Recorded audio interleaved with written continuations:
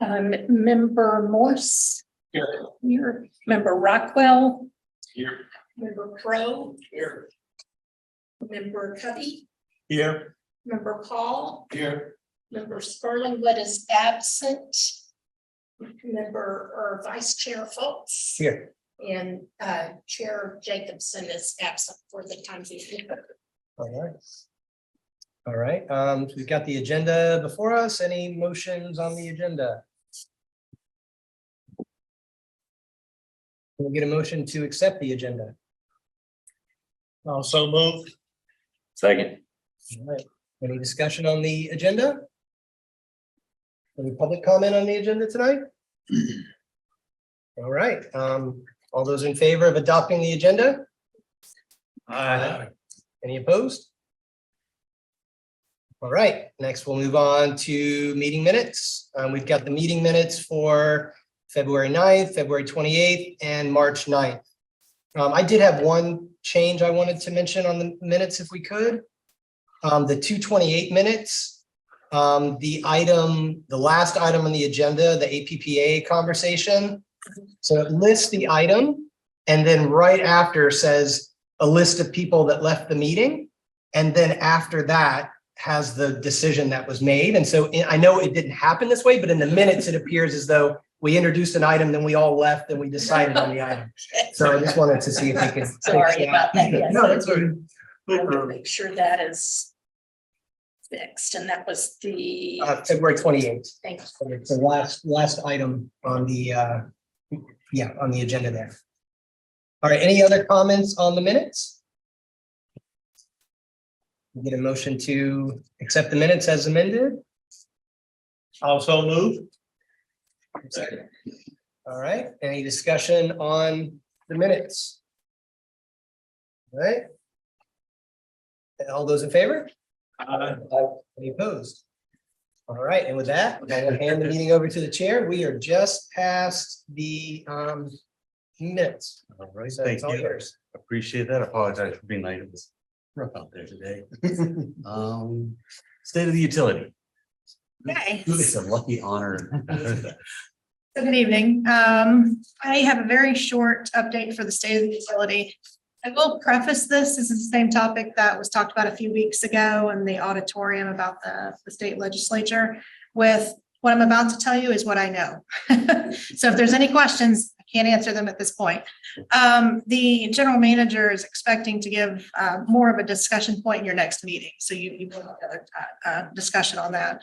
So on the 17th of March, the local delegation, which for us are Clemens, Perry, Hinson, Bradley, and Brannon, met regarding Clemens's bill and voted 4-1 to move that forward. So the expected date for it to be filed is April 10th. Last Thursday, the city commission made a motion to give direction to the charters to continue to work on the JLAC responses, the 18 findings, for the city attorney's office to hire outside counsel to legislate if the bill is passed. And then also for the lobbyists to sit down with the city commission. So while all of this is going on, GRU staff are just continuing to operate the utility as normal, so just to keep everything up and running. And so that's the extent of that update. I would say I'm available for any questions, but I don't have any answers. So Yes, all the questions you want. we move to the next item. I had two questions. I didn't know if other Sure. folks did. Go for it. So one question is just, there's been a lot of conversation following up on the city commission meeting. There's been conversation about the constitutionality of this proposal. And I know we've mentioned that before in this meeting. And so I guess I'm directing this to the assistant city attorney. If the opinion of yourself or of the city commission has changed on the constitutionality of what's being proposed. The issue is we don't know what the final form of this bill will be. We just have a draft. It's been called a shell, so we can't comment on it just yet. We have to wait and see what is actually filed. And it would be up to the city attorney to decide whether the city attorney and the commission to decide whether we would take legal action to either request that the law be changed or oppose it in court. Because we can't state one way or the other until we get the final. Okay, thank you.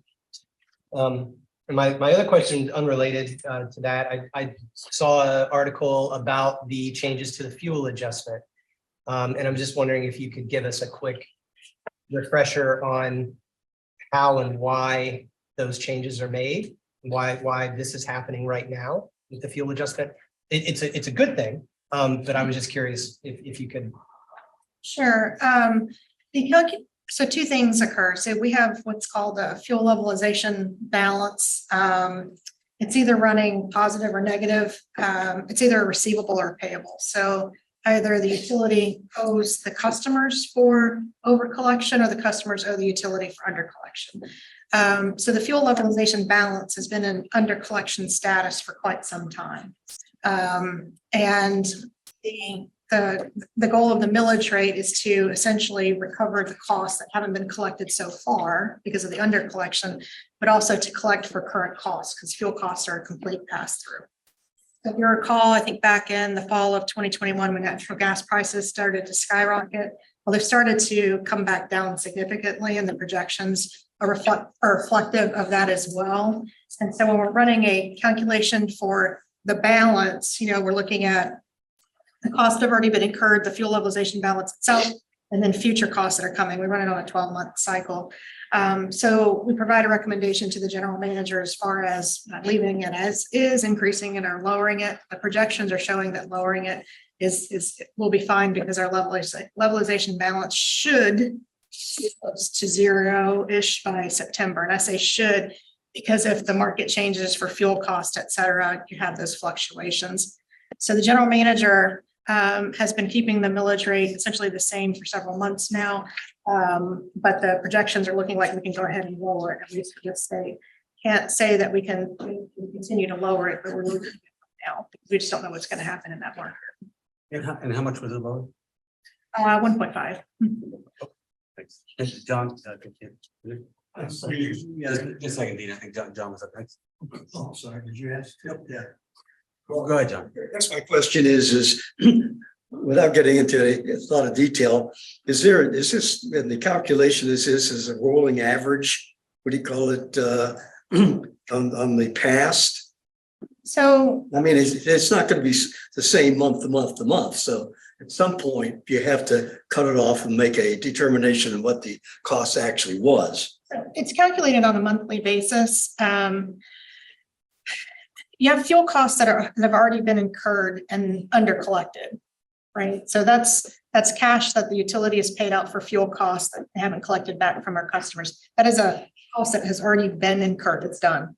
Then you have projected costs that go out a 12-month period. And so that's something that the fuels group does. They cycle through it every month and they look at those rolling projections going forward. So essentially the volume that they need, the type of fuel that they need, cost of the fuel that they need in conjunction with any outages and those sorts of things. It's a complicated process. So the simple answer is it's costs that have already been incurred and projected costs going forward for the next 12 months, which creates a millage rate or a revenue need for the fuel costs to essentially recover that balance back up to zero. Because really, you really want that balance to essentially be floating at zero and not be an over collection or an under collection. But it'll never be perfect, because just of market conditions, usage, volume, that sort of thing. And maybe correct me if I'm wrong, the way I interpret it, it's a way to buffer.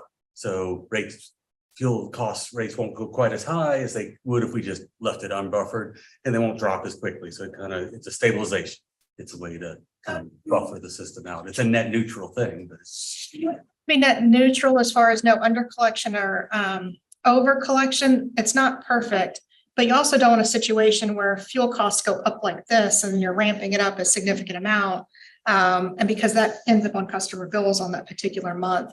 So the collection of the under collection has been gradual over the past year and a half to kind of get there. And we're still not there yet. We still have several more months. John, was that it for you?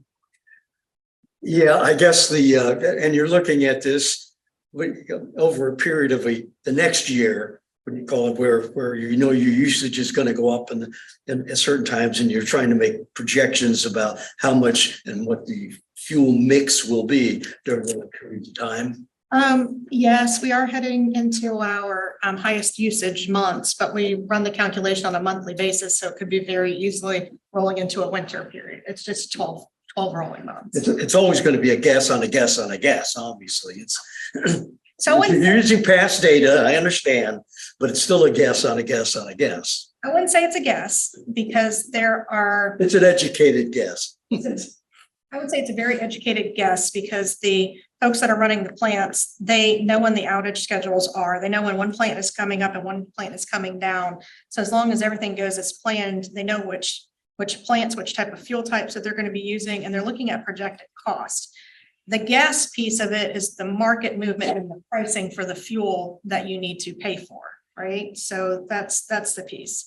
And that you can never unless you're looking at the market on a regular basis, and you're much better than I am. So, but yeah, I wouldn't say it's a guess. I would say it's very educated work behind the scenes as far as how that And comes. what is the variance over the last years you've looked at? This past year was, I think the past year you could just say that this was an anomaly, because in years past, it's been pretty close because you haven't had those massive movements in the natural gas market. So prior to fall of 21, it was generally pretty stable. The utility was pretty much running on budget for fuels per se. And, the costs were coming in as projected and for the most part. But last year with the market, the global supply chain, all these kinds of things, the fuel costs, you guys know this, the fuel costs were extreme last year. So last year was extreme. What would be the variance? So I don't want to say that because it's 2%? could be more, Hmm? could be more. It just depends. Dean, you had a question? I think he covered it by far. Okay. A lot more than I would have. So thinking. Anyone else have a state of the utility? Yeah. Help me out. If you have not enough revenue, so you have a shortfall in your collection, and then suddenly the utility takes its action, we read about in the paper. Does that mean that you collect for the overage over a longer period of time than you would have if you just continued at the current rate?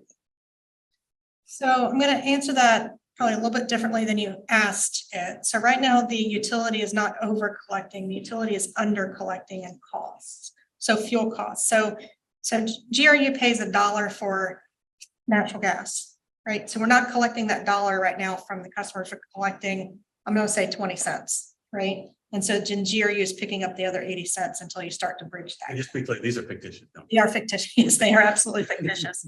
So GRU has been under collecting for going off memory, I would say for at least 2 years-ish now. So don't hold me to that, but it's been quite some time. So under collecting in the fuel costs. So we're still under collecting in the fuel costs, but because of the price is dropping and the millage is still slightly elevated, it's going to start to lower. Sorry. It's going to start to close that gap by September. So if you can kind of think about it as a checking account, I'll throw out a number, that's 15 million in the negative, right? So the millage rate is designed based upon the usage and what we're billing to essentially recover that 15 million over a period of months and not in one single month. Now that calculation, it's running over a period of months rather than trying to collect it all at once. So if that makes sense to everybody. Except for Dean Stone's having trouble. Yeah, so GRU's been under collecting and the projections show we should be closer to 0 by September. So this is a good thing. All right, anything else? So I just want a couple things, just for those of you who haven't read the draft bill, and I want to get deep into this. It basically is the definition of the UAB. You just take the word city commission out and put governor in. Not judging, that's just what it is. I mean, it was kind of surprising. So when they say it's a shell, it's a shell. So tons and tons of unanswered questions.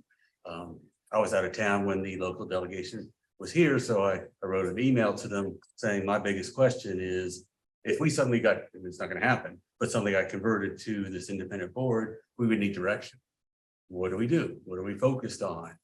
Are we trying to lower rates? Are we trying to cut the GFT, are we trying to reduce the debts? We just, so many unanswered questions. When we looked at this before, the questions of, could this group borrow, issue bonds? There's just tons and tons of questions. At this point, we really don't know what all this means. And the other thing I really want to say, my heart goes out to GRU employees. It's a turbulent time. No, this is your job. We understand and appreciate this is a tough position for everyone to be in, and it's hard. I mean, I've been in these places, I've been through layoffs, and it just, at the end of the day, you guys have to keep the job. You have to keep the lights on, water flowing, all that stuff still has to happen as people are struggling with tons and tons of questions. So we are here to support GRU in any way we can at this point. If people want to know what to do, reach out to your city commissioners, reach out to the mayor. Lots and lots of people are talking about what can be done, what options are there, what's it going to mean, all that stuff. I wish we had answers. It's just strange times. Will the UAB exist? And I told them we don't know. Weird time. But we still have to progress. So nothing else. If there's nothing else on that, let's keep going to the letter of support for DOE GRIPS program application. So this is where I get to hand this off to Rick. So I didn't do a presentation today, but what this is we've been, I think, we've been tracking different grant opportunities. There's a number of different things that are coming from the bipartisan infrastructure law and the Inflation Reduction Act. One of the opportunities that we identified is called from the Department of Energy, is called the Grid Resilience Innovation Partnership Program. And so this would be a grant that we actually submitted what's called a concept paper for it back in December, which is sort of concept, well, as you would imagine, describes kind of the concept, and then you either get encourage or discourage from the DOE on fulfilling an overall grant application. So we got an encourage, which is good. It's still a very, very competitive grant application, but we have been pursuing that. Quite a bit of stuff we have to pull together to do that, but we are seeking approximately $32 million from the DOE to help us with upgrading the electric grid. So the intent would be it would just build on things that we're already doing, programs we already have for replacing, aging substation transformers, breakers, putting in some more sophisticated monitoring and control system for the electric distribution system, replacing some insulators, some transmission line insulators, and doing some in a couple of strategic locations, doing some ungrounding of electric wires. And so the application deadline is April 5th. So we're kind of really pushing hard coming up to that application deadline. But one of the things that we wanted to have too would be we asked the city commission for a letter, endorsing the project, and that would be very helpful to have the UAB and able to chair to write such a letter too. Thank you. And just a little more background. I talked to Tony about this, read the background materials. I'm not sure how many of you did. My questions were any downside, and didn't see this was all programs that Jerry was planning to do. So either planning to do or would have liked to do if someone else would pay for it. So there's really no downside to getting this money that I can see. Anyone have any questions, comments? I've got a question. Do we have any idea what some of the other utilities are going to be turning in? In other words, what I heard was that some of them are going to be very creative, very imaginative, very non-traditional. What you've just described is more enhancement of business as usual. So did you have any thoughts about what other utilities you've heard or are doing? Well, that's a good question. So and actually get to another low level of detail, this particular grant program really has like 3 different topic areas as they describe. And some of the topic areas are really cutting edge, really large projects, probably beyond, what we would be on kind of our reach. What we thought we were most competitive for is they call it topic area 1, but which is more geared towards resilience and probably a little more geared towards, I think there are some things we're doing that are innovative, although the things that we're doing, it's innovative, but it's using established technology. So we're not, doing any R&D. There are some grant opportunities that are R&D related. This particular topic area that we're going for is less R&D, probably more about combination of replacing, basic infrastructure like transformers, but also including some of the reclosers and, automatic monitoring systems. Self-healing networks is one of the things that we want to improve our network that will allow, like when you have an outage, it will automatically, instead of having to manually do switching, it'll automatically reroute circuits. So you minimize the amount of customers that are in downtime.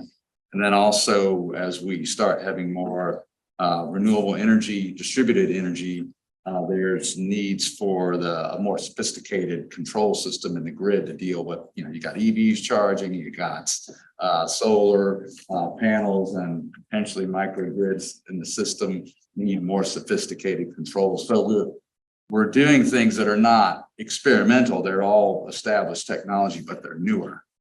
And so the other thing too is there was certain allocations for small utilities, and that's utilities that sell less than 4 million megawatt hours a year. And so we're about half that. So we can fall into that category. So it makes us a little more competitive as opposed to competing against one of the really large utilities. Are you gonna use some of that money for AMI? Well, we've already got the AMI sort of programmed in the budget. So the intent that would be to build upon AMI. So we can use AMI to help us with that, with implementing some of the components of it. Anyone else? Hearing no one else, I would entertain a motion if someone feels so moved. You composed this letter, correct? Yes, Yes. basically. If anyone wants to be involved, they're welcome to it. There's a draft letter that we wrote that's attached to the agenda item, so you're welcome to use that, or you don't have to. I'll make a motion to recommend the Second, Motion and a second. Any other discussion on this? They're on the right track, they're doing the right things, because hopefully we get some of that money that we're shoveling out of Washington. Free money, that sounds good about now. Now, just to remind you, so this is no longer a workshop. Thanks to Robin's foresight, which we greatly appreciate. These are now meetings, so which is what allows us to vote on timely things like this. So that was a really nice change. Because we're voting, are there any questions, comments from the gallery?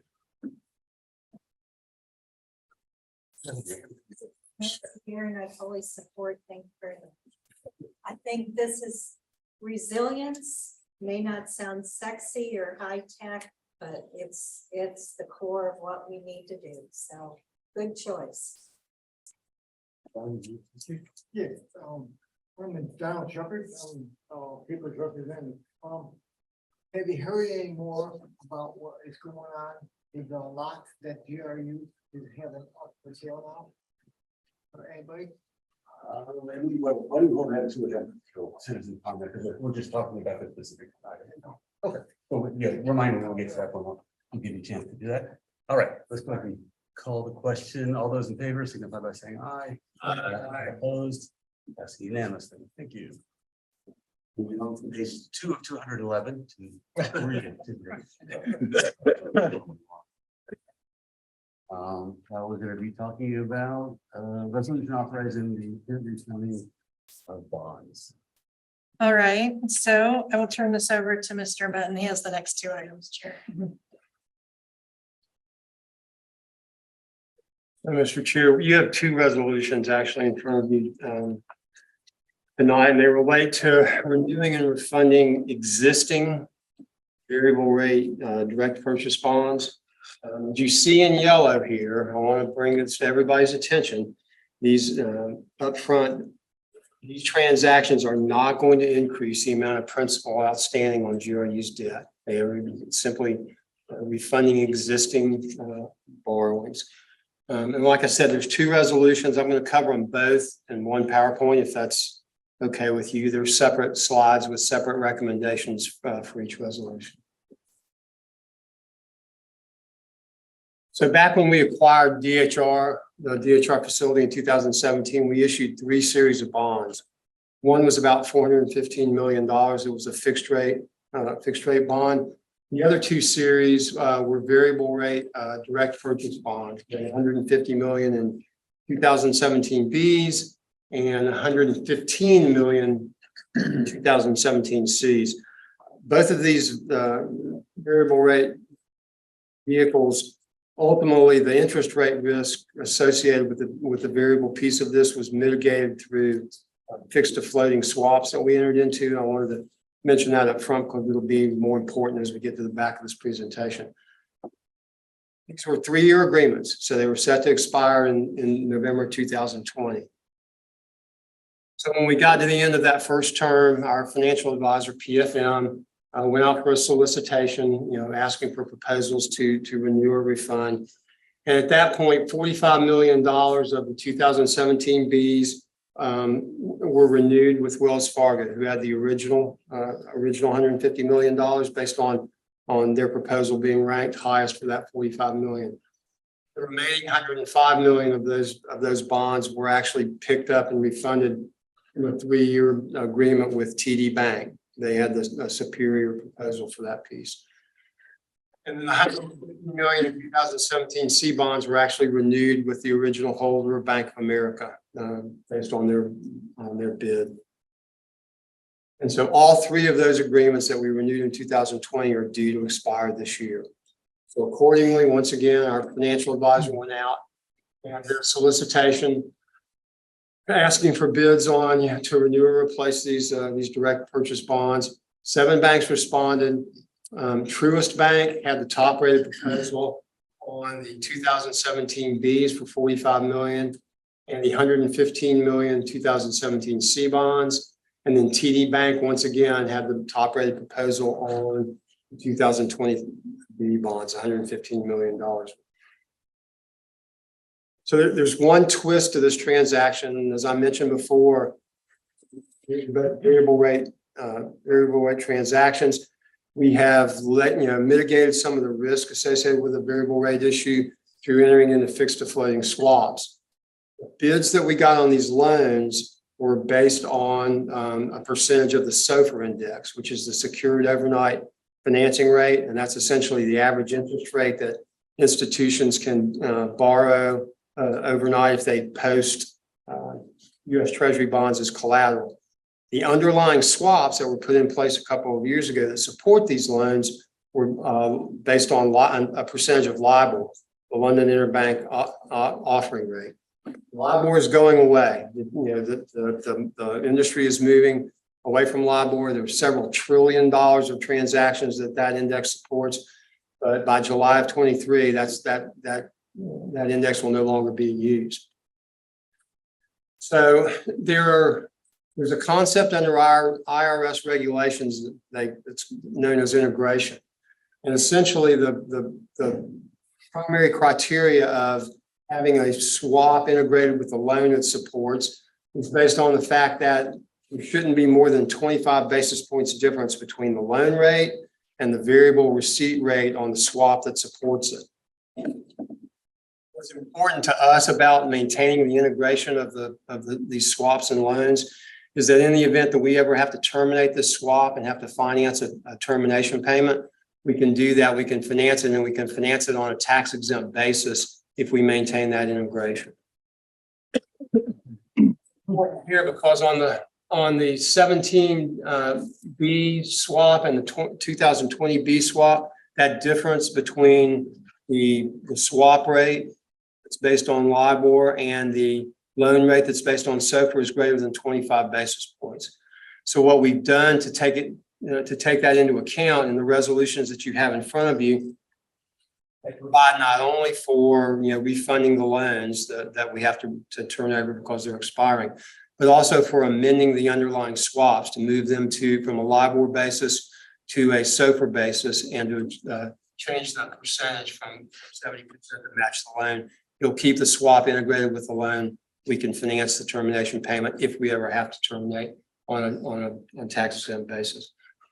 And this last bullet is important too, because like I mentioned before, irrespective of these particular transactions that we're undertaking, we would have to make we have to amend those underlying swaps anyway, because LIBOR is going away at the beginning of July. So the first resolution that you have in front of you is related to the 17Bs and the 17Cs, and what we're asking is that the UAB recommend to the City Commission that they approve the resolution authorizing one, refunding the $45 million 17Bs and the $115 million 17Cs through the issuance of a variable rate direct purchase agreement with Truist, who had the winning bid. And that'll be $160 million transaction that's designated as a 2023 Series A bond. And also authorizes amendment of that underlying fixed to floating swap on the 17B series. We'll stop now since this recommendation is specific to the first resolution that you have in front of you. Ask you if you have any questions.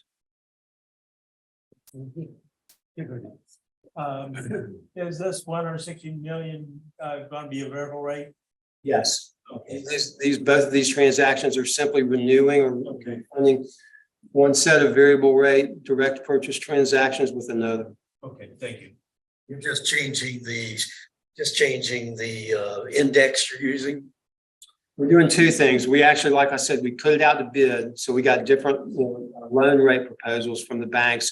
So in some instances, we're actually changing banks if a subsequent bank gave us a better offer. And some we're simply renewing it. But yes, we're also changing the underlying swap from a LIBOR index swap to a SOFR index. I've got a question. Have you done any analysis of what the interest is going to be for us? I realize it's variable, but we need some numbers of comparison old versus new, Sure have. On the 17B, and these are based on rates as of yesterday. But the existing 17B swap, the loan rate is 4.654%. The proposed rate is 4.414%. So it's about 24 basis points lower going to on the new loan. On the 2020Bs, the $105 million loan, the existing rate is 4.424. The proposed rate is 4.374. So that's about 5 basis points better than what we're paying now. And on the 17Cs, the current rate is 4.554. And the proposed rate is 4.414. So it's about 14 basis points better. And based on where the swaps sit now, the net effective borrowing rate is on the 17Bs, it's a little over 2.8%. On the 20Bs, it's once again a little over 2.8. And then on the 17Cs, it's 2.5%. That's lower than what we're paying on the loans because right now, what we're receiving on the variable leg of those swaps exceeds what we're paying on the fixed side. So you're looking at a net effective rate of right around 2.8% on these loans. If we were to go out and do a fixed rate issue for a 30-year piece, the MMD yield scale right now for someone with our credit rating would put this at about 4.3%. So we're about close to 180 basis points better doing the variable rate. You can pray to the right God.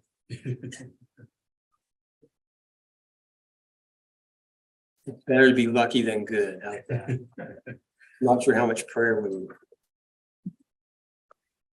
So if there aren't any other questions, we'll go ahead and just roll through both of them and if people had. I'd prefer that you go ahead and take a vote on this one. The next slide will be a recommendation on the next resolution.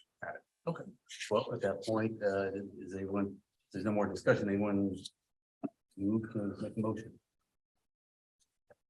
Also move. Do we have a second? Second. Any comments from the public? On this motion? You have to go to the mic. Well, Robin, does she have? Would be best so that we can keep track of your time. Thank you.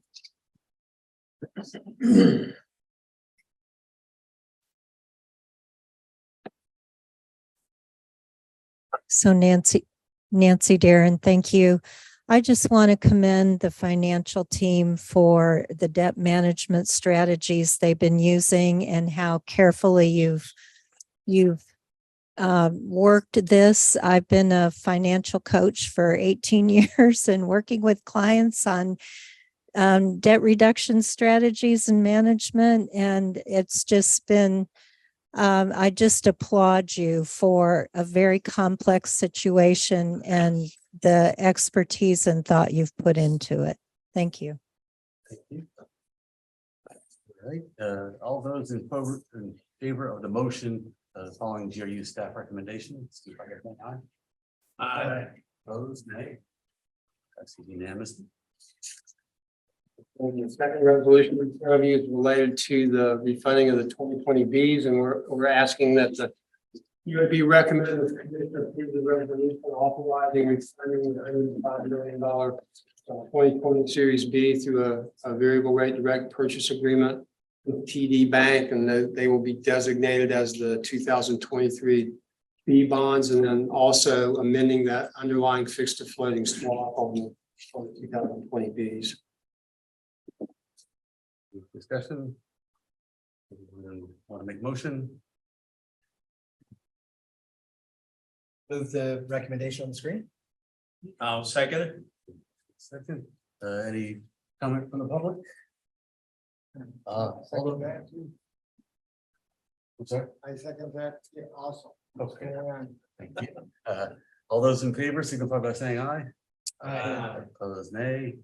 Passes unanimously. Just, I have a quick question. Truist, I mean, they seem to have popped up all of a sudden. Are they a merger or is it a name change? Yeah, it was SunTrust and BB&T Bank. I'm not sure how much of it was a merger and how much of it was a takeover, but they're a combination. It's been out there for a year or two. It's better name than 5/3 Bank, but it's kind of. They've obviously become more competitive than they have. All of a sudden they're everywhere. I've just got a general question, and I don't want to take up personal time for everybody here, so maybe we can talk later if we need to, but this goes back to a discussion I had with Claudia earlier. This is for 30 years. If you keep having 30-year units that you're borrowing, that continues the debt without really ever burning the debt, without ever really bringing it back down to zero. You always have that amount. If you go out and buy a big biomass plant and have to pay a lot of money for it, you're going to have a lot of bonding and debt, and then theoretically you're going to chew down the amount of debt that you owe. But that's not what we're seeing here. Can you help me understand why the whole time I've been on the UAB for all these years, we don't see anything getting chewed down? Well, I'm not sure I would characterize it as you don't see anything getting chewed down. We pay $30 to $35 million a year in principal payments, but in these transactions, what you're seeing are 3-year rollovers. But we have an amortization schedule for all 3 of these. We will start paying principal somewhere down the road. But right now, we're just rolling the 3-year agreements because it's beneficial to us. The banks don't have to commit capital past a 3-year period. We get a better rate. We get more flexibility. We can manage how much exposure we have to any one bank, how much exposure they have to us. But there is an amortization schedule for these, and the principal will be paid down. It's not pushing that 30-year period out. It's simply chewing it up in 3-year increments as we roll down the schedule. And towards the end of that 30-year period, we'll start paying principal. So you're saying that eventually you would see amortization on these different instruments? Well, if it'd be possible, I would like to see if we can have a UAB report that would sort of look out in the future and sort of see how this curve or these curves are coming down. It will come down. We actually had one of those when we did the detailed debt budget. We had each issue an amortization period of what the principal was. We can certainly bring that back to you, but it had every issue individually listed with the principal amortization and the interest and projected net swap payments. So you've got that in your budget. Would you like for them to reshare that with you? I'd like to review it. It's really fundamental to the whole question that's been bubbling along on the sale of GRU, you know. I absolutely agree. And that's why we put that specific detail in the budget presentation. I'd like to review that. So if I may, Mr. Chair, Ron, would you mind sending that presentation to them? Thank you. Is that I'm looking at the presentation now, is that the part that's a GRU outstanding debt service obligations, and then it's got like the tables? There's several slides in there. So you've got the bar chart, the details. There's a tremendous amount of detail in that presentation. How's the federal rates affecting this if they are? They're obviously affecting the loan rates that we pay because these are variable and they turn over. But we've also, like I said, we're mitigating some of that interest rate risk through the fact that these are synthetically fixed through fixed to floating swaps. So on the swap side, we make a fixed rate payment. It's set. That payment doesn't change. We receive a variable rate that moves up as rates move. And so that variable rate that we receive on the swap hedges or offsets the variable rate we're making to the underlying bondholder. So while it moves the loan rate up, it also moves up what we receive on the swap. And so we're hedged. All we're paying is that net fixed rate. Okay. Good job. These things happen over periods of years, and I guess the question they might have is, how close are, in your opinion, at this point, do the amortization rates match the actual useful life of our existing assets?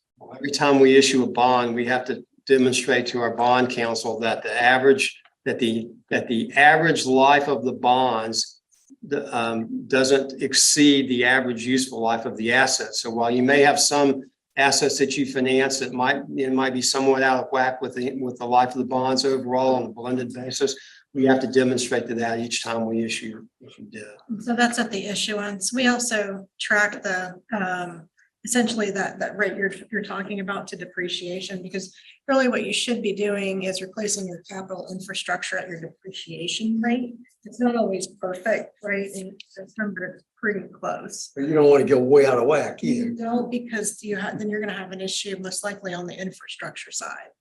Yeah. Anyone else? Moving on to public comments. Down, Shepherd, down. If you go up to the microphone. On the record.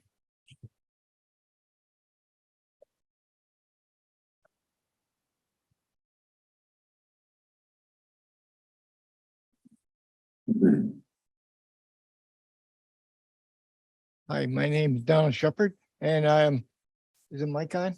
Sure. Hi, We can hear you. We're good. okay. My name is Donald Shepherd. I have several questions. I'd like to hear where we are with the $1.7 million that is owed to the city of the debt that they're in, and where, and also I'd like to ask for a copy of the paperwork from which you had talked about just prior. Also, how is this gonna help GRU in the status that the senator had said that he put a freeze on the funds of GRU in the city? How was that curtail toward what I heard on Fox News?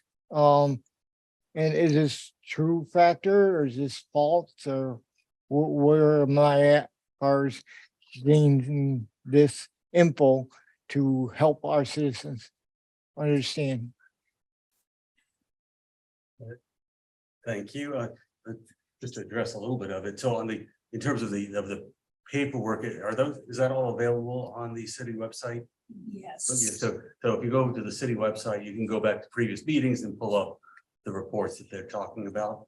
I don't know, Claudia, if you or your team want to respond to any questions about city funds being frozen or anything like that? So I'm not aware of city funds being frozen or anything that was on Fox News, but I typically watch the news during the day, so I don't know. The 1.7 billion, is the outstanding principal, that's a little bit more than that, but the principal for GRU's debt, which is issued on behalf of the city doing business with the city of Gaines. That's the number we've been talking about for a significant period of time. I'm trying to recall, do you remember what the other pieces? I think y'all, between the two of you, I think you hit them. That was the presentation, the 1.7 billion in Fox News. That's. Okay. So the 1.7 billion, that's that associated with GRU, not just the city, but GRU in particular. Okay. That's the outstanding principal. Of course, that principal will fluctuate as we're issuing debt and as we're paying down principal payments as well. All right, thank you. Nancy? You wanna-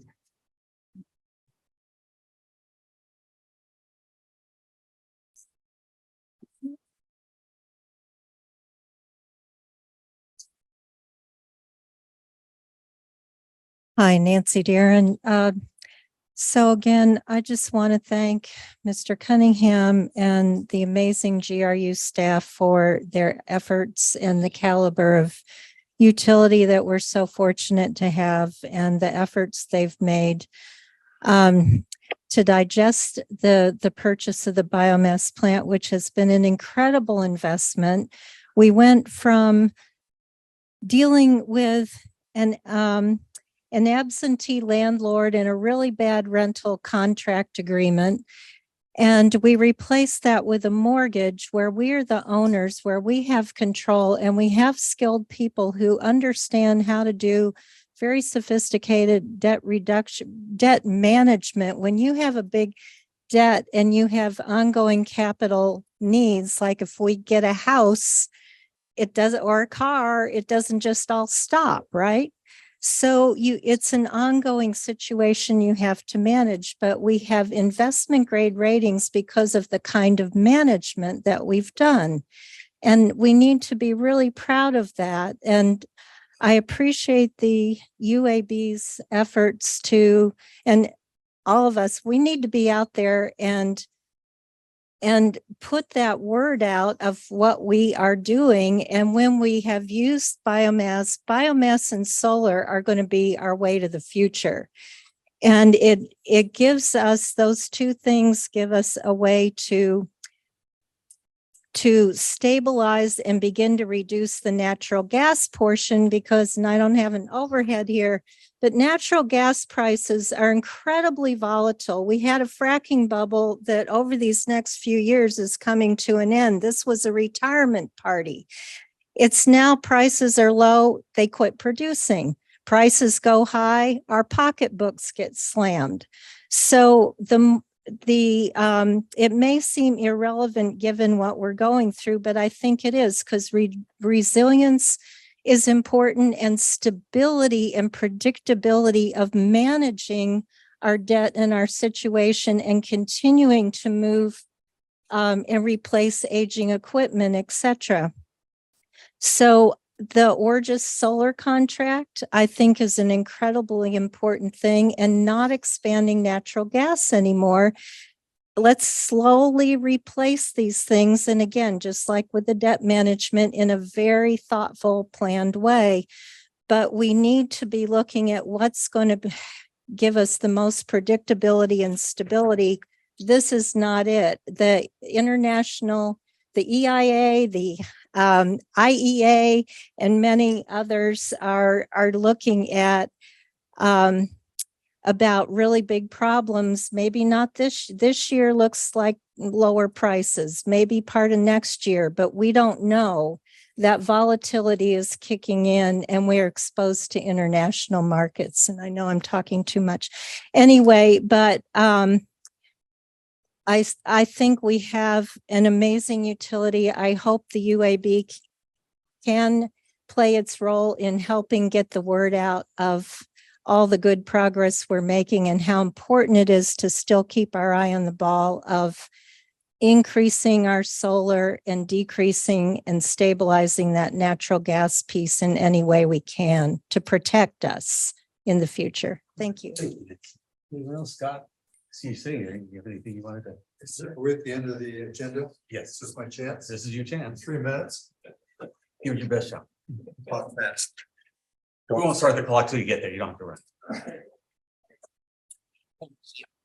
So I guess this is my introduction. Is it going? Yes, if you can introduce yourself. My name is Scott Hudson. I live in Fort Myers. I've signed a lease.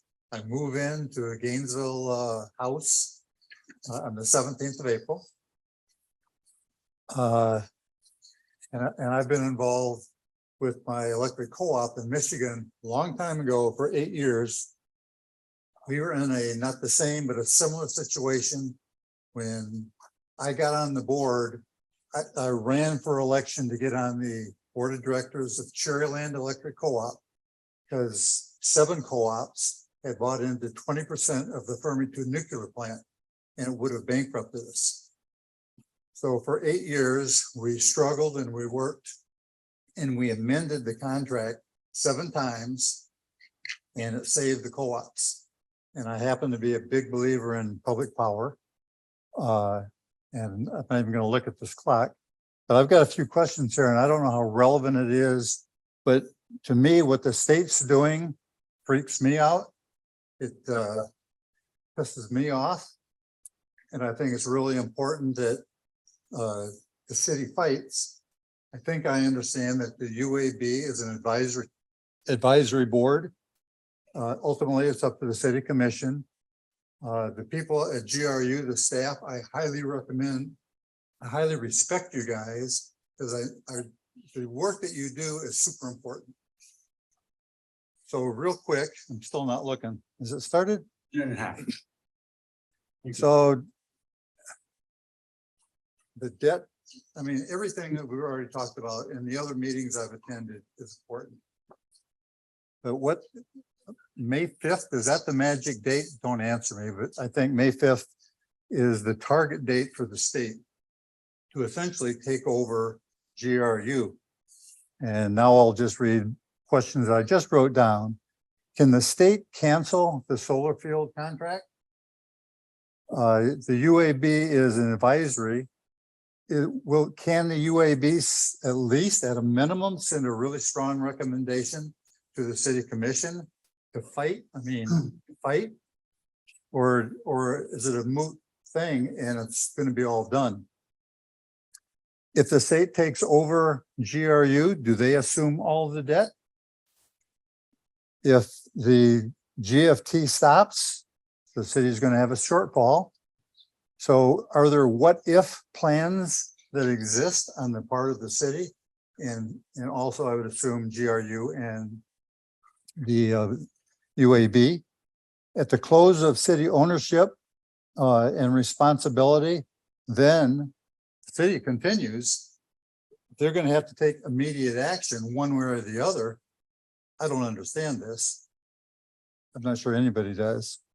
If the city does not take such action, or at least proposals at a minimum, can the state then take further action and appoint an emergency manager, making the commissioner and the mayor, the commissioners and the mayor without any authority? I have been involved with an emergency manager takeover in Michigan 2 years ago. And literally the mayor and the commissioners were irrelevant. And at the time I was appointed by the emergency manager to be in the planning commission. I did not even live in the city. I was from the city. And I was on the planning commission in the neighboring contiguous township. And so there is I'll be quick. There is a proposal to make heavy industrial property out of residential property. And I happen to have known the history. And so I convinced the other 7 people or the other 6 people on the commission to vote to deny the rezoning. And 7-0, it was unanimous to rezone it, to not rezone it to heavy industrial. 2 weeks later, the emergency manager simply said, no, it's heavy industrial. And that's what, when the state takes over, they're the strong guy. And what happens with the GRU employees? Are they lay off? I think, Barry, you mentioned something, I'm not even sure it was related, but is it a reduction in force? Are they replaced? Are they fired?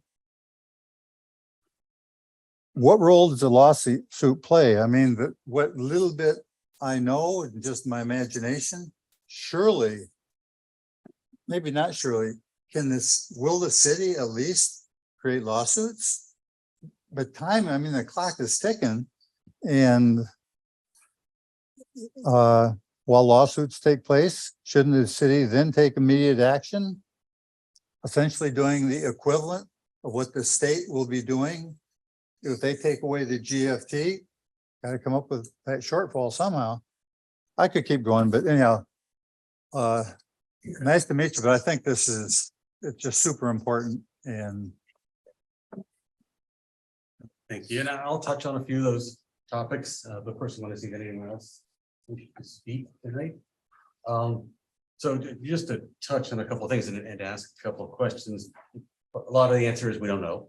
I haven't heard anyone talking about specifically selling GRU. I mean, we don't know what could or would happen. We don't know what's going to happen with GRU employees. There's just so many questions. I haven't heard of an emergency manager, but there is, JLAC is part of the discussion is, could the mayor and city commission be deemed incompetent by the governor and replaced? So that is my knowledge on the table. Well, would the new general manager serve at the pleasure of the governor would be the terminology.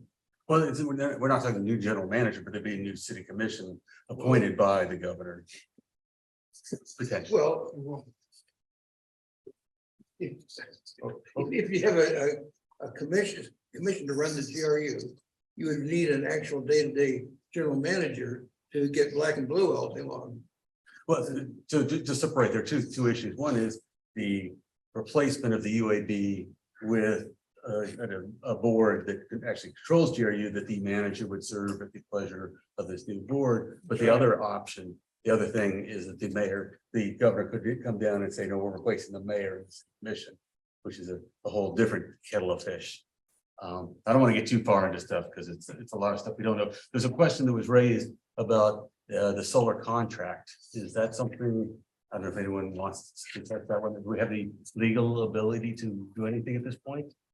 So that solar contract is in the hands of the city commission. So it is up to the city commission whether to take GRU's recommendation to go forward with it. If the city commission decides not to go forward with that contract, then we should go to GRU's to determine what are the next steps. Finding other avenues to go with the new one. But there's no relationship with Origis that legally would bind the city at this point moving forward. We have an existing contract with Origis. What's on the table is an amendment to that contract. I don't know what the city commission action would be to the existing contract. I just know the amendment is what's on the table. I can't speak to what's in the amendment. Yeah, but there is an existing contract. Yes. So if the amendment doesn't happen, does the existing contract move forward? And if we're getting too deep, please feel free to defer this. That I'm not sure, because I don't know when the end date of the existing contract is. Thank you. So you say there is an existing contract X amount of power at some price. Is that there's an existing contract? That's my understanding, that there's an existing contract between GRU and Orange. Claudia, do you want to? Yeah, so there was a contract that was signed back in July of 2020. And then obviously there's the history about the land and those discussions and those sorts of things. Well, in the 2 years-ish while community engagement was occurring, the discussions about the land prices went up for Oranges. And so they approached the utility with a price escalation. And so that's the amendment to the original contract. So that amendment to the original contract, it's what's being discussed with the state legislature, et cetera. It's that amendment piece. So that's what that is. Yeah, and again, I don't want to just for basic understanding, one thing that's always, I don't know, I mean, that's general accounting practices, but signing a PPA of what that appears as a liability on GRU's books, even though you know you're gonna have to buy fuel somewhere. So no matter, even if they were given, half a cent for the electricity, it would still show up as a negative on our books. Well, we don't record. Sorry. When, I want to make sure I bifurcate these two different PPAs, because the PPA with the biomass plant was recorded as a capital lease at that time because of an exposure draft that was in place from GASB. So it was recorded as a capital lease. It was also imputed as debt from the rating agencies. So essentially it was debt. So the rating agencies picked it up as debt. Utility considered it debt. And when you look at those bar charts, when we're showing debt, you see that capital lease there. So that was that. The proposed standards from GASB have changed over the past couple of years.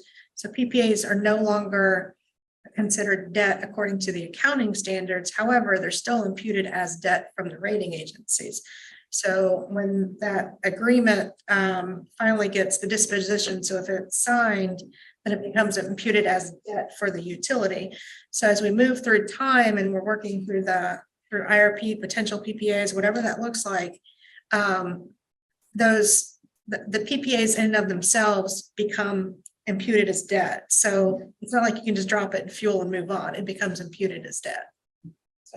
But I can tell you it is not near as large. Thank you. And then just to touch on a couple other things that's got raised real quick. I haven't heard anything where this state would take over GRU. Now, some people could say the governor's people could potentially be people selected by the governor could be potentially running GRU or having the final word, but that's a very different description than a So the state actually owning GRU. correct me if I say anything incorrectly. I think the intent of the bill is to have a board govern GRU, but GRU is still GRU. GRU is still part of the city of Gainesville. It's the governance that would change, not necessarily the utility. Now, the board would make decisions about GRU, and that becomes a completely different conversation and story, but it's really switching the governance. Is that fair? That's correct. Correct. And then the potential changes to GFT, that's a whole different discussion. And I can share the city commission is all over this. And as I said at the beginning, we need to decide what we want to do. And all of us in the city of talking to the city commission, voicing our support or a recommendation. But trust, they're not going to sit on their hands waiting for us to decide whether to tell them to do. There'll be lawsuits. I can guarantee that. Anything else? Yes. What you've been talking about has been accurate, but what I put a butt in there for is because the state is going to take over GRU. They are going to appoint a board of advisors to take and decide what's going to happen to the UAV and all the employees. They're going to take and get rid of the commission and the city manager. They're going to review all records of this city from 2005 till that present. We're going to take in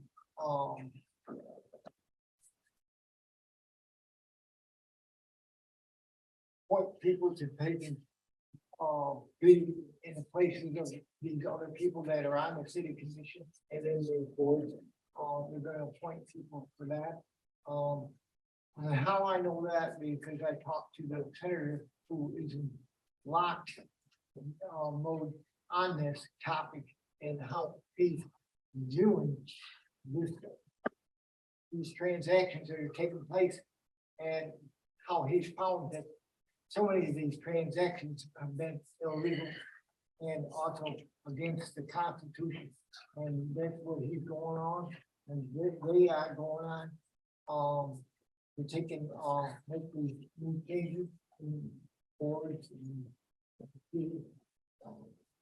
yeah, and this is what I know, because when they talk to Josh, he's there, myself, and him, the city records that are being that have been transmitted since 2003.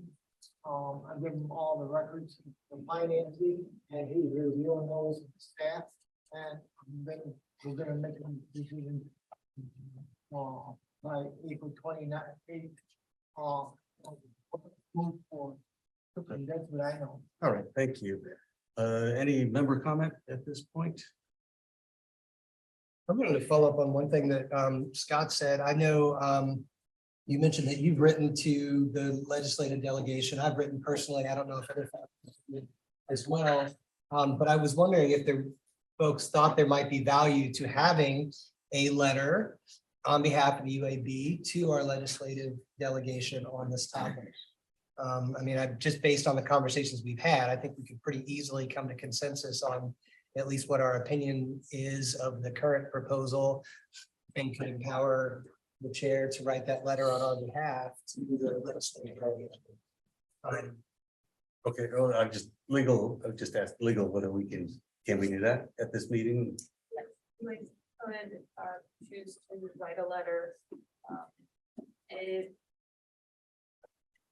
I don't think there's an issue with like making a motion and deciding who will write that letter. My only concern is how will the letter be drafted? If it's just one member drafting the letter, how will it be communicated to everyone? It's Because of the sunshine laws, we Right. want to make sure that. So to that point, if we wanted to have a letter quickly before our next meeting, which is, when is our next meeting? It is 13th. It's getting pretty late. We'd have to, at this point, kind of have decided, because we can't pass a letter back. I'm all for writing a letter, but my problem is there are so many unanswered questions. I don't know what the content of the letter would be, other than go away, leave us alone. I mean, you know, like I have questions I'm trying to keep quiet about, but like, you know, the city commission is considered GRU shareholders. So if hypothetically they're removed by the state, who then is the shareholders? Is this new? The new city commission. The new city commission? Are they going to appoint a brand new city commission? And there's so many hypothetical, you know, so I just don't know what you would say. But I'm all for it. I would sign it. I'm behind the UAB. But it just seems like it might be better to wait until we know what the final content of what their intentions actually are before. I mean, the challenge is we'll know that basically as it passes, and so. Right. You know, if we're gonna do, so we have a few options. One will be, in my opinion, tonight to draft up or at least outline something that we're comfortable with. If we decide whether they want to support that or not, or individually we can write. But to directly answer, I mean, my view is to raise the questions, is to say, you know, kind of like I did initially, is to say, there's so, you know, if you pass something, there's so many unanswered questions of how these things would even work. But I don't, what do you think? Yeah, I mean, I don't want to keep folks here all night, workshopping a letter, but I think Scott made a good point, that we haven't spoken as a body on this issue. And I think it would be, to the extent that folks are listening, I think it would be a powerful point. Just something that could represent the body of knowledge of the folks that serve on this board, and the experience of folks that serve on this board, and the role that we've played in trying to help the city move in a good direction, continue to move in a good direction with the utility, and that we think that these decisions should be made locally and not in Tallahassee. So what's the, Well, I'd just like to go on record and say, I'd be very happy to stay another hour tonight and see if we could grind out a letter that we could agree on. and I was gonna be like, do people want to stay and see what we can do? I'm willing to, but if we could, come down to something that, would encompass, what I would think they're gonna be doing. We'll bar the doors if anyone. I was over there on the 7th, and that meeting never, I say Representative Henson, who voted against the proposal. She said there would be amendments, and so what those amendments say, I was heard everything. Several ideas of what would bounce around versus what I think Representative Clemens had to say. The bill to say, And I mean, that's and they have said, this was meant to be an outline. People have different opinions of how much they'll listen to what we have to say, but I'd say, okay, let's take a shot. So I'd say, let's start with an outline. What are the general topics? Okay, so I mean, so I think reiterating who we are, just briefly, like who the folks are that are on this board and the role that we play and have played in regard to advising commission. I think we just kind of one point. Again, emphasizing that there are a lot of unanswered questions, as you've already raised about this.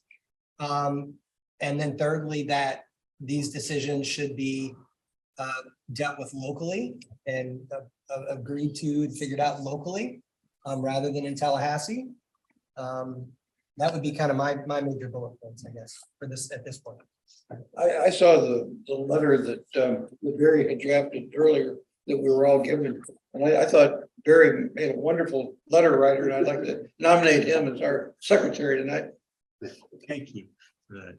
No, on the local decision question, because I know one of the issues, Keith Perry has stated very strongly the frustration with GRU. Oh, the other thing I haven't even mentioned that they've talked about is to say that, correct me if I get this totally wrong, municipal utilities who are serving customers outside of the municipality would now be under the control of the Public Service Commission. So they're talking about the 4 or 5 pronged approach, but like Keith Perry is he's a county customer of GRU, and it just drives him nuts, not to speak for him, to pay the extra 10% and not to be voting for the people in control of GRU. So when we say local decision, we want to address that issue. Our understanding, people around here, as to what's actually been proposed. Well, again, there are multiple things going on, but the one that would create this new board is literally the description of the UAB. Here are the members, here are the 3 of them have these qualifications. He says these qualifications, the only change is city commission becomes governor. There's some things about now, what do you call it, this new board, it would be, what do you call it, in panel, okay, by the governor. yes. Okay, what powers do they hold? At least Is that in addition to the UAB? Is that race? Yeah. it's, It doesn't speak to that. But they presumably they would, because Isn't that important? well, the answer almost has to be yes, because someone has to set the rates, and it's not gonna be the city commission anymore. And so, you wanna, Team, I think it's like 4. Bianca, please correct me if I say anything incorrect, but the bill draft language, essentially was setting up the board in such a way, it's just, you said it earlier, was removing commission and putting in the word governor, but it's really following the bill that came out back in 2017, 2018. So they're just trying to Referendum, it's HB 576. They're basically trying to hammer through what they wanted to do back then. And I think keeping this letter short and to the point is probably the best approach. And ultimately, it's not a democratic process. It doesn't reflect the will of the people of Gainesville or Alaska County.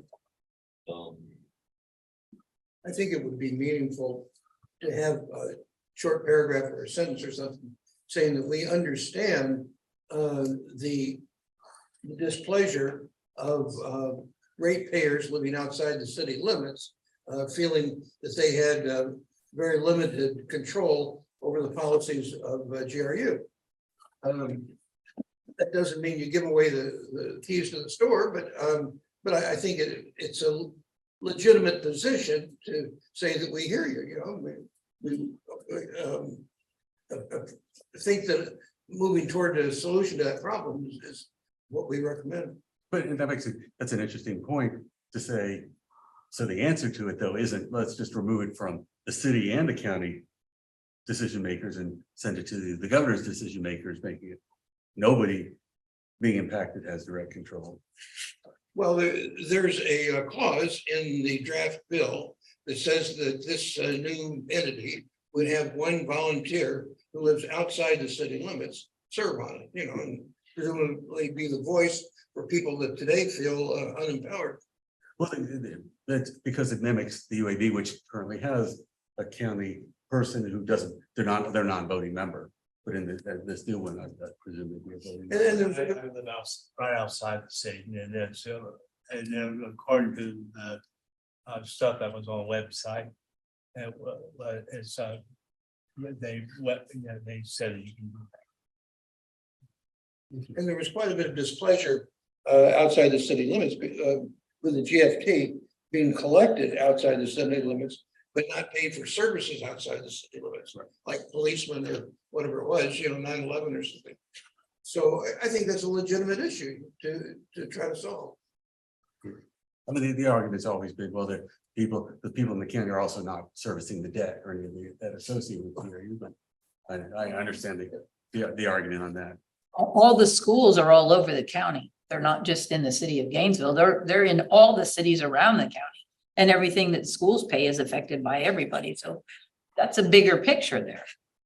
And the same with, a lot of the county buildings are in the city of Gainesville, and they're in the county with all the different utilities. So an interesting. Yes, it is.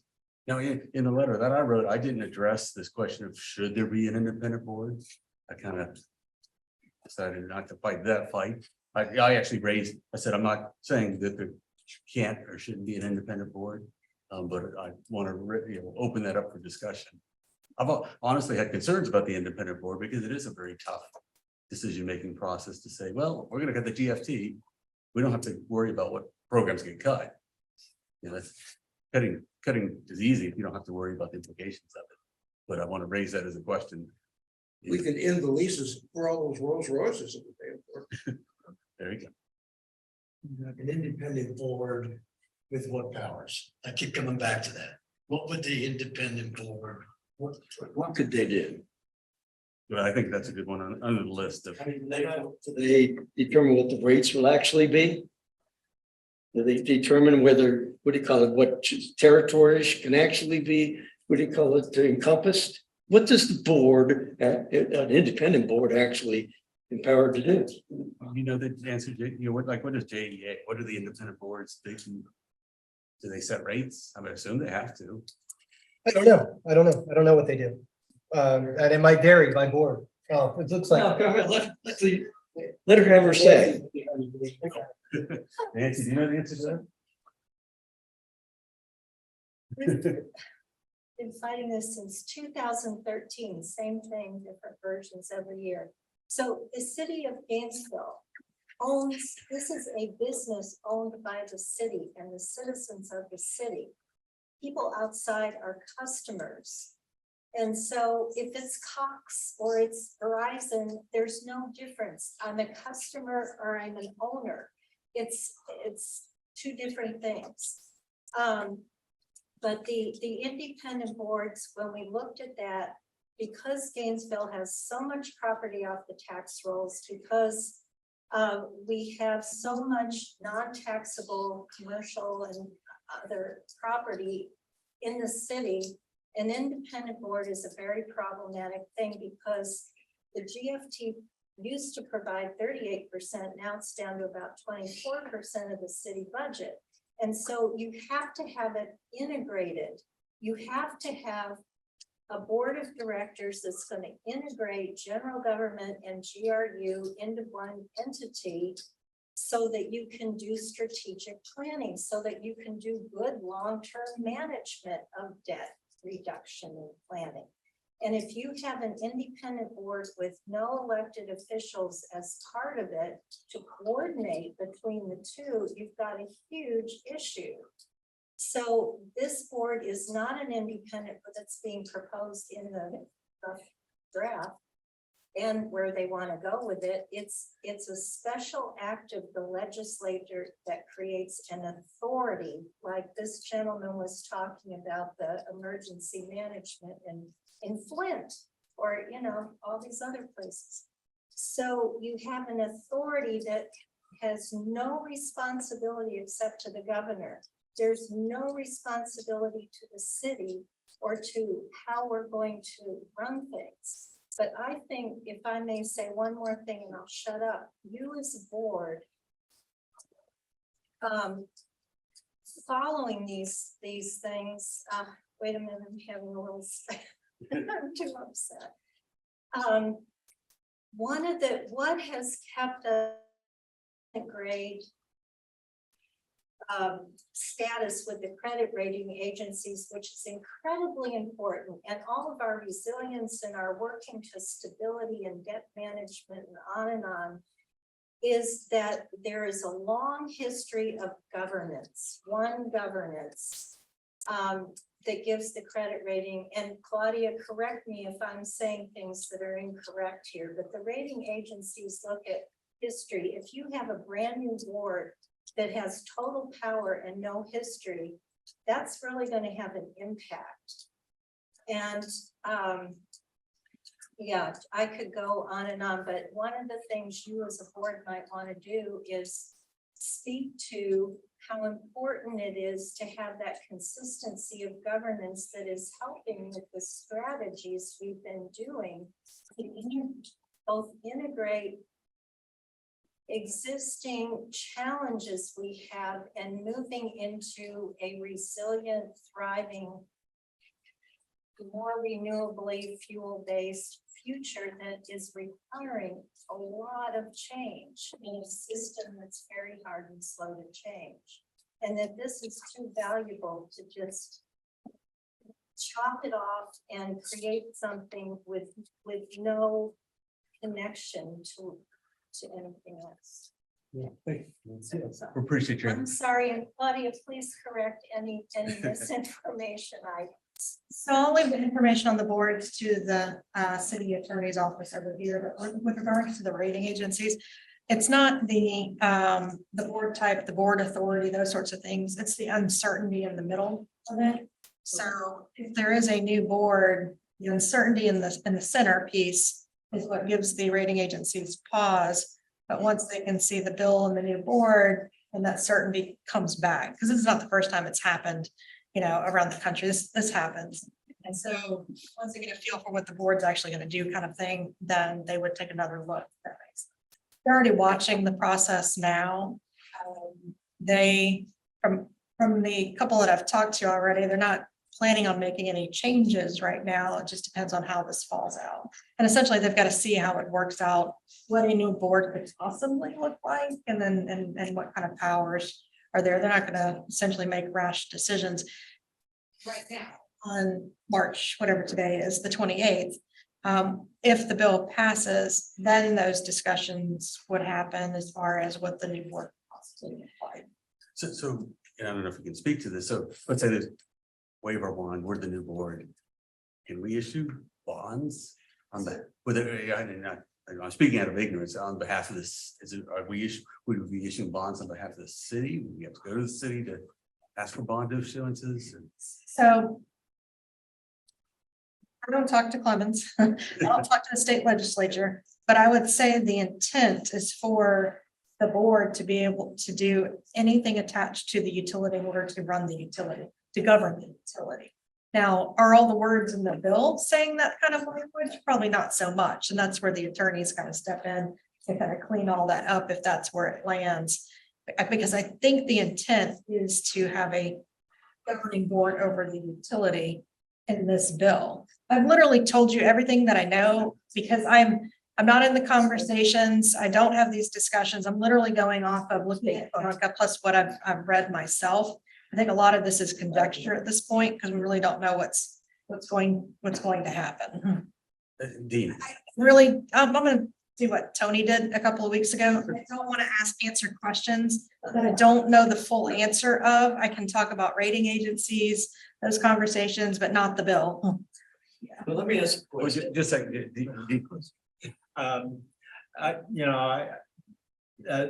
they'll pass that bill and they might not say too much, but there'll be also rulemaking.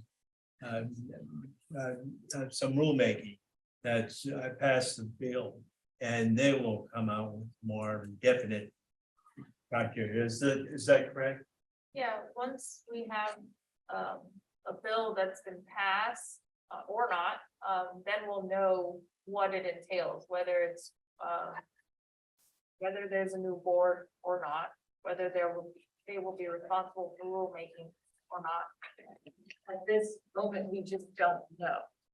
But the actual bill would be filed April 10th. That's what I was about to make a suggestion. Then you actually have the language that you're trying to respond to is on April 10th, have that language. So you can actually respond to something rather than something that's being formed. That was kind of the point I was trying to make earlier, because right now it's like, is it just replacing us with a new board? Is it replacing us with a new board and replacing the city commission? Is it, those are separate issues. But- Right. So JLAC is a longer, But- that's a longer tail on it, but we could, But to that point, maybe Nancy, so in April, they'll come up with something. When does it get voted? What's the period between the time we'll see it and the time it gets voted on? That I'm not sure. I thought it was. It's supposed to be filed on, okay. My understanding is it's supposed to be filed on April 10th because that's a communication that I've seen. I know the session ends right around somewhere, let's call it May 7th-ish. Yes, May 5th. So, and so that's that period of time is once you actually see the bill and then you have 3-4 weeks to actually respond to it. We know, does anyone know, is it 3-4 weeks or is it just whatever? No, they file it April 10th and there's an actual bill. So this marker piece, he didn't put any of all the questions people are asking, and only put that composition of the board, which looks like the UAB, what originally was UAB. Then, so it gets filed and then I think it has to go to at least one committee and maybe 2 committees. But it's a local bill, so it gets bundled in this consent agenda, which with all the other local bills other people have come up with. And it kind of fast tracks, it bypasses a whole lot of discussion. And then the Senate, the full Senate has to vote on it, and then it would, if they, usually they bundle all the local bills, and the tradition is you support everybody's local bills, you don't try to mess with them, so everything passes. And then it goes I think to the governor is aiming to sign it, and make it law May 5th, and then it becomes law. Right. Yes, like, All this is well and good, but there's strong evidence that it's immaterial, because there is evidence that really what the governor wants to do is make sure that whoever's appointed will sell GRU to a big investor-owned utility like FPNL or Duke. And so it's all kind of over, except for the shouting. there are people I won't argue that for, I don't want to get too far because that gets. Well, so but- any but letter that we make That could well be. could say that we strongly feel that CRU should not be owned by an investor-owned utility, it should be continue to be owned by the city of city of Gainesville. Sex one and goes beyond. Yeah, so, but Yeah. there are people who definitely agree that that's the ultimate goal. Like Claudia, I know what I read and I know who I talk to, so I don't want to, right, so before we move, I guess, question again, based on what we're hearing, does it make sense for us to draft a letter now? Would we be better to wait until we have the bill? There's a question whether any of this matters, but is there a Because period in there? April 10th, you'll see what the bill is, and then April 13th is your next meeting, correct? So maybe you could build time in to see, do you want to write a letter to see with the actual bill? And you probably have enough information to start a draft anyway, get an outline set, and then when we have more information, sort of fill in the blanks. How do people feel about that? I'm okay with that. The only thing I'm concerned about is that once the bill is there on April 10th, there's going to be very minimal input for the public to actually be engaged.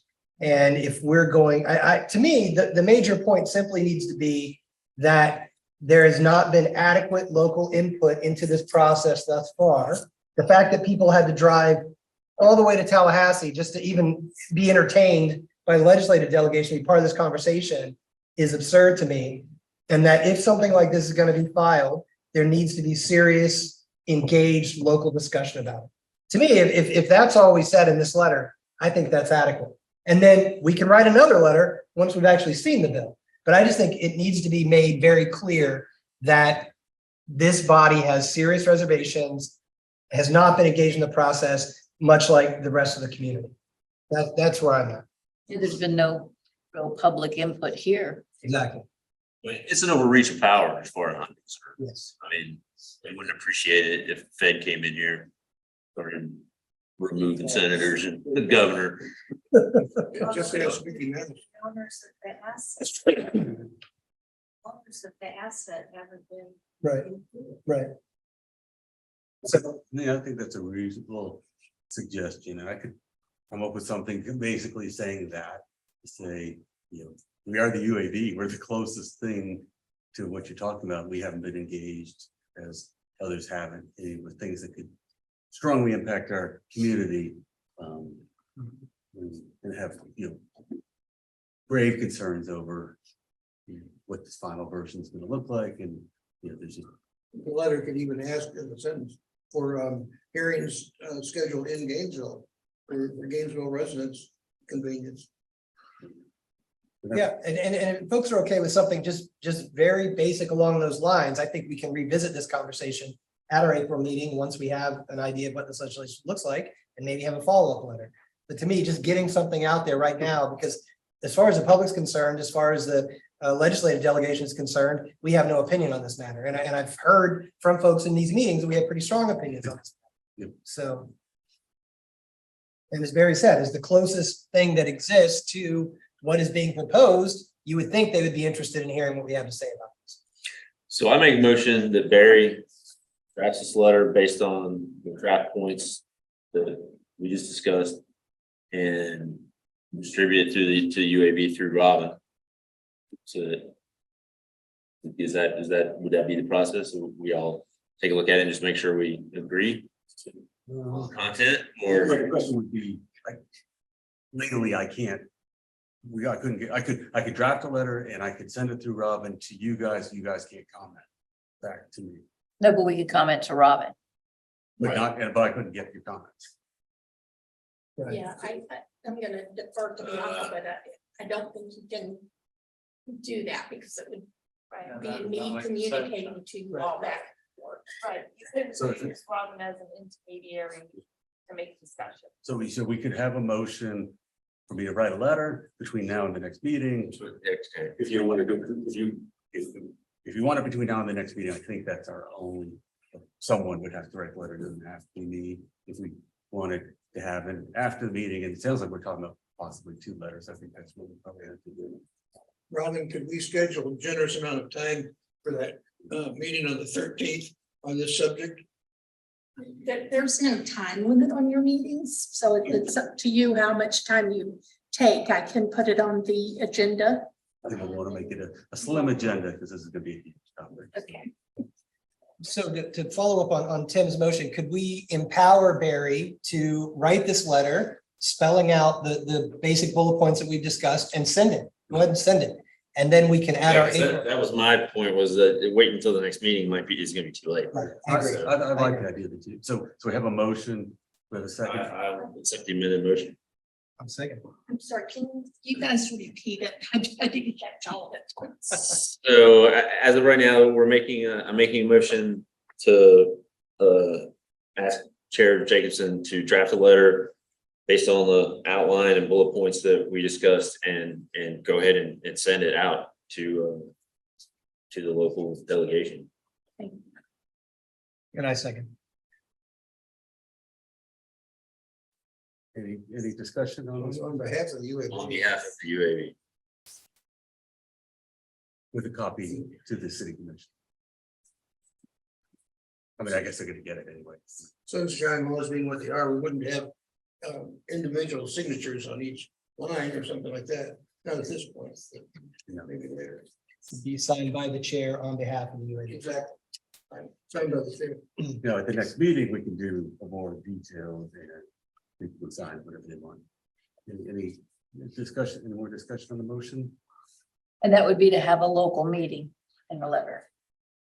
Right. Yes. Okay. Because we're I seeking. think the local citizens should have input. Local citizens, but any public comment on this motion? I think it's great. They made it very clear to us that we had to go to Tallahassee because they weren't about to come to Gainesville during session. Yeah. So, but I don't think it hurts to ask. Nope, there's a question of how much of their input they would like. All right, with that, let's move forward. All in favor, signal by saying aye. Aye. Opposed?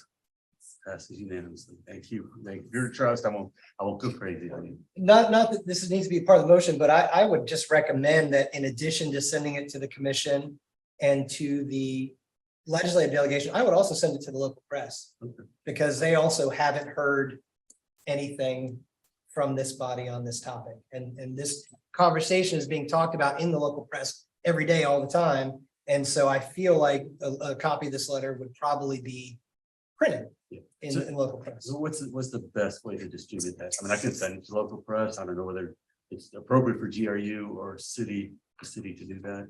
There's one journalist who's been handling this question each day, the same guy. And I've got his name here, if you even give it to him. Okay. I can look it up. I'm gonna look at the agenda, and I'm not sure it's appropriate for me to send it to the press for you.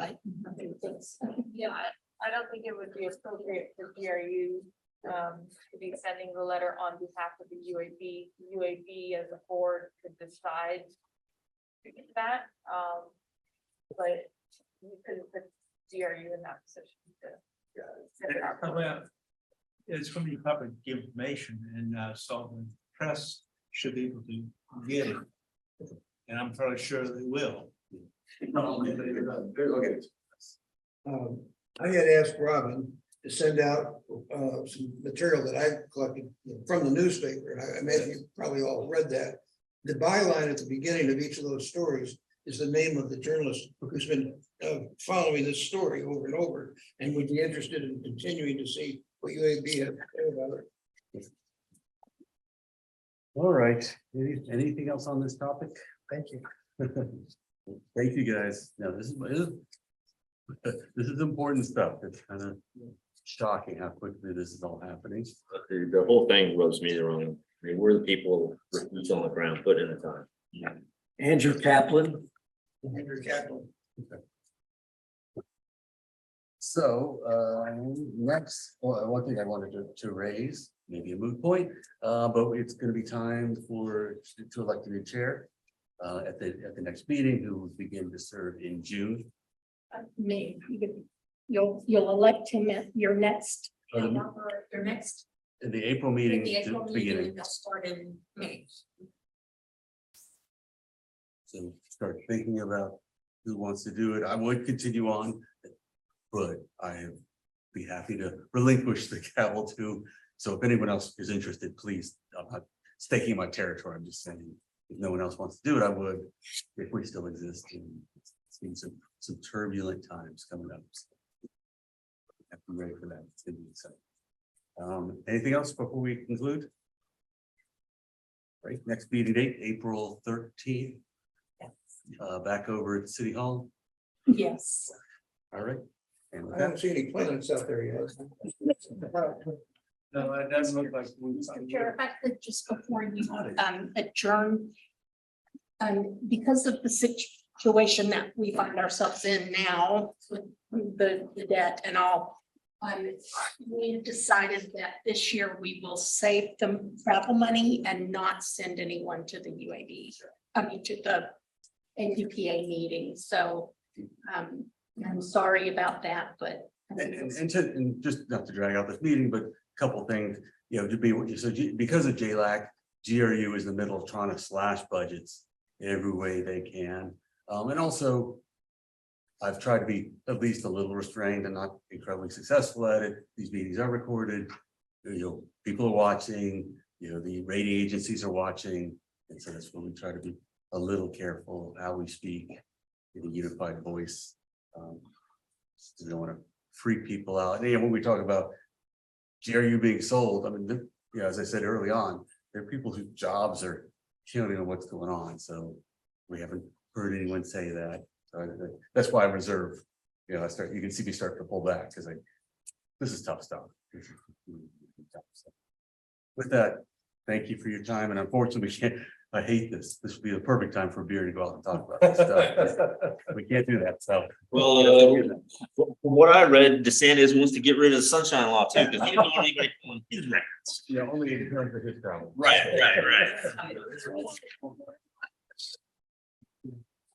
We can talk about that because we're not going to vote on it. Thank you.